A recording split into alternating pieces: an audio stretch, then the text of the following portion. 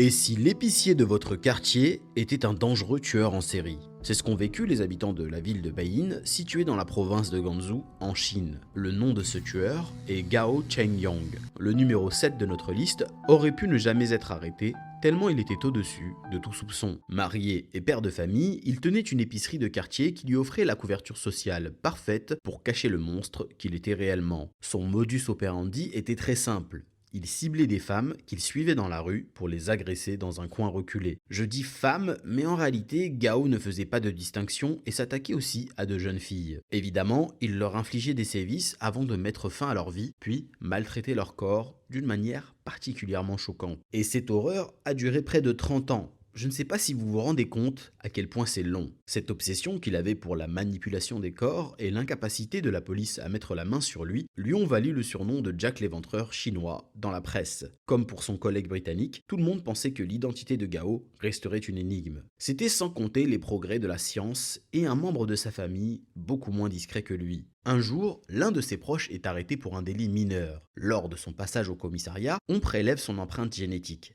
Et là, la police découvre une correspondance frappante avec celle du tueur de Baiyin. Cela permet aux enquêteurs d'effectuer des tests sur les hommes de la famille du suspect et de remonter jusqu'à Gao Chengyang qui travaillait encore tranquillement dans son épicerie. Condamné à la peine capitale, il a été exécuté en 2019, soit 31 ans après son premier homicide. Il a laissé derrière lui de nombreux mythes et mystères. Certains affirment qu'il ne s'en prenait qu'à des victimes vêtues de rouge, d'autres évoquent ses longues périodes d'inactivité. Entre 1988 et 2002, il aurait fait seulement, et tout est relatif évidemment, 11 victimes connues.